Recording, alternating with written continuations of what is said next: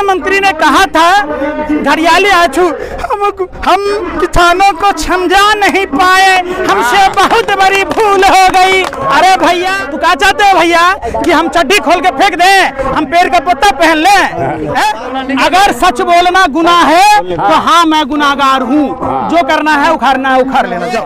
अगर माने छोटी चोरी पर छोटी झूठ पर अगर डाटा होता तो आज ये बड़ा चोरी नहीं कर रहा होता और बड़ा झूठ नहीं बोल रहा होता। क्योंकि तुम्हारा तो डीएनए खराब है, हमारा तो डीएनए खराब है। गोरे अंग्रेजों के दलालों, गोरे अंग्रेज चले गए और तुम्हें छोड़ के गए काले अंग्रेजों। बस करोगे तो हम जूता निकालेंगे कि भैया देश के लुटेरों को अगर साथ दोगे तो ये जूते पड़ेंगे।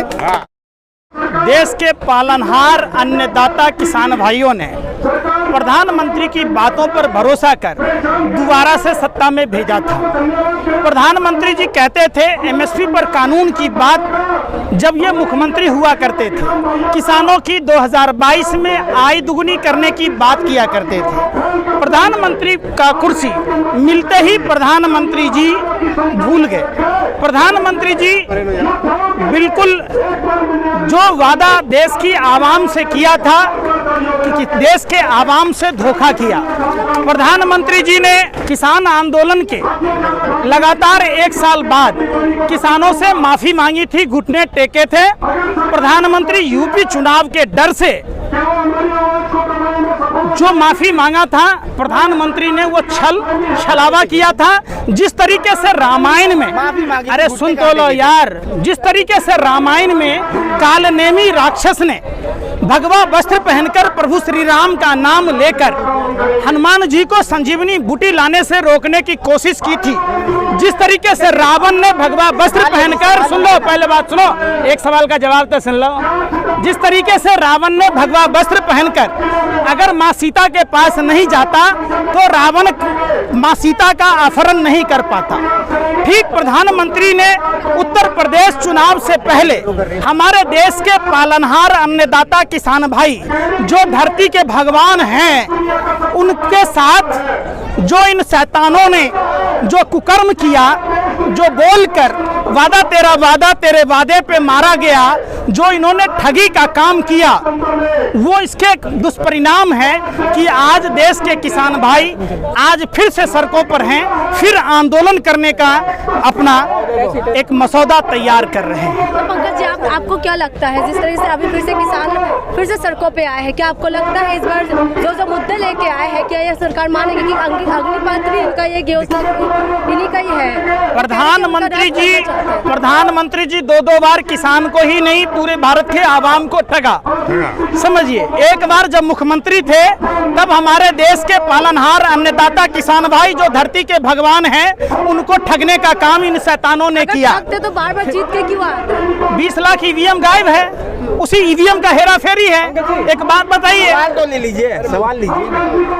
बोलो पंकज जी, सवाल ये है कि एमएसपी की लड़ाई थी तो पिछली बार किसान उठ क्यों गए? किसानों को प्रधानमंत्री एक गरिमा का पद होता है, हम नरेंद्र मोदी पर भरोसा नहीं करते, लेकिन चूंकि नरेंद्र, अरे सुन तो लो यार, सुन नहीं रहा, यही हमारा कुत्ते भी बेवजह नहीं भोगते, फिर तुम क्यों भोगते हो? सुन तो लो, सुन तो क्यों नहीं हो? अरे सुनो फिर बात, मैं क्या कहा, सवाल किया ना, अरे सवाल किया ना, आवाज उठाया। यही पत्रकार है जो अडानी के पोर्ट पर चर्चा नहीं करता है, तो उस कुत्ता ही है वो, क्या है? अरे वोटी मिलते ही भैं भैं करते हो तो जाके ड्रग पर भी भैं भैं कर लो। सुन लो पहले बात वही बात घुमाते रहते।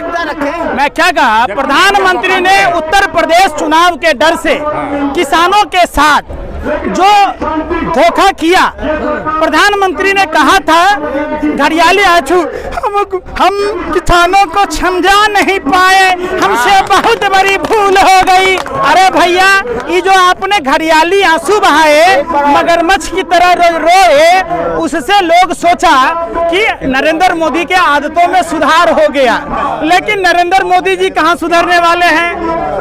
मोदी नहीं, मदारी है, झूठ बोलना इनकी पैदाइशी बीमारी है, ये तो जन्मजात झूठ बोलने के आदी हैं।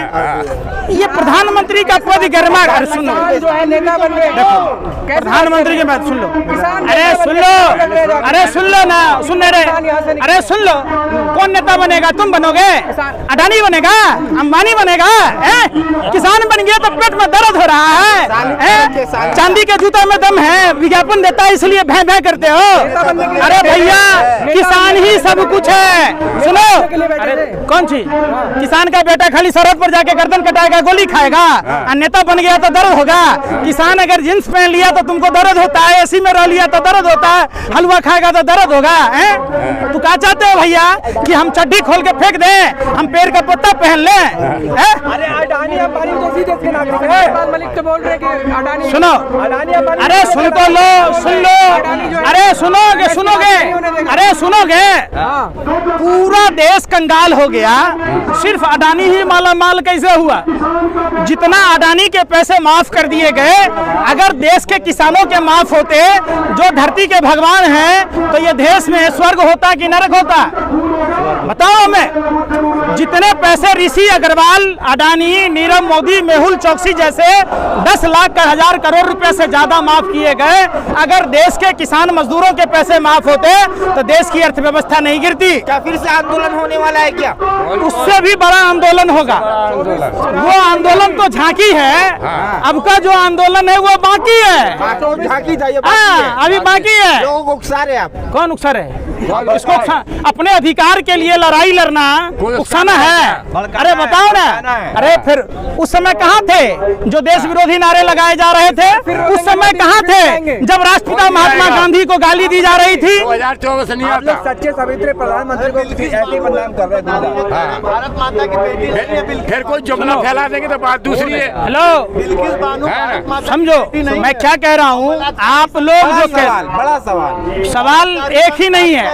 कठुआ की रेप जो पीड़िता थी, जो रेप करने वाले लोग थे, वो रेप पीड़िता के खिलाफ डराने धमकाने के लिए क्या रैली निकाला था? आपने देखा होगा, आपने यहाँ भी देखा होगा। बिल्किस बानो के बाद जो माफ करने वाली कमेटी बनी, उसमें 5 भाजपा के नेता थे। क्या एक्सक्यूज दिए जा रहे थे? महिला सुरक्षा की बात तो कर रहे हैं। ये महिला सुरक्षा है? अगर वहाँ आपकी बहन होती तो आप भी कहते हैं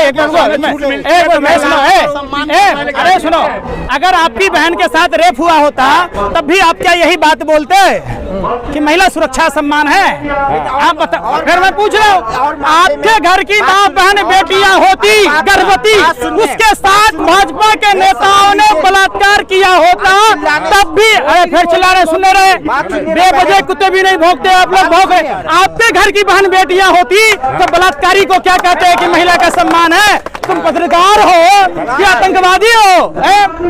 तुम मैं बताओ, तुम्हारी बहन बेटियों के साथ बलात्कारी को माफ किया जाता तब भी तुम यही बात कहते? पत्रकार हो? नहीं मानता हो तुम जैसे पत्रकार हो? और मामले में जितना बढ़ चढ़ गया, और मामले में जितना बढ़ चढ़ के आप बोलते हैं, बिल्किस बानो के मामले में बढ़ चढ़ के बोलते हुए सब नहीं बोला। अभी बिल्किस बानो का चर्चा किया। जब सवाल पूछोगे, अरे सुन रहे, होने के नाते मैं क्या कह रहा हूँ? मैं इंसान हूँ, बताइए पहले। मैं इंसान हूँ, मेरी एक ही धर्म है, इंसानियत। मेरा 2 ही जाति है मेरे नजर में, स्त्री और पुरुष का। मैं पुरुष जाति से हूँ। कैसे नहीं बोला? बिल्किस बानो के मामले में बोलते, बिल्किस बानो में किसने नहीं बोला? मैं चाहे बहन मनीषा का मामला हो तब भी बोला, चाहे मेघालय में भाजपा का नेता चकला घर नाबालिग लड़कियों के लेके चला रहा होता तब भी विरोध किया। किसने बोला? सुनो, ब्राह्मण हो या कोई भी हो, बलात्कारियों की कोई जात नहीं होती, कुकर्मियों की सबको सजा होना चाहिए। तुम लोगों ने छुपा के रखा। अभी किसानों के मुद्दे पर आए हो, किसानों के मुद्दे के बात करो। बोले क्यों नहीं बढ़ चढ़? बोलो, वो संस्कारी है। कौन संस्कारी? ये भाजपा का संस्कार होगा, ये भारत का संस्कार नहीं है। ये सुनो, भारत का संस्कार है राम और रावण की राशि एक है। रावण भी भारद्वाज गोत्र का ब्राह्मण था, फिर भी रामचंद्र जी ने उसका वध किया। चूंकि वो कुकर्मी था, नारी का अपमान किया। ये हमारे हिंदू धर्म का, ये भारत की संस्कृति का ये पहचान है कि कुकर्मी चाहे अपना भाई हो। सुनो, कौरव और कंस और कृष्ण तीनों में राशि एक थी, आपस में सारे रिश्तेदार थे, फिर भी भगवान श्री कृष्ण ने पांडवों का साथ दिया, कौरव और कंस का विनाश हुआ। ये है हमारा धर्म। आप लोग नहीं सिखाओ। कुंडली मिल रही है, हैं?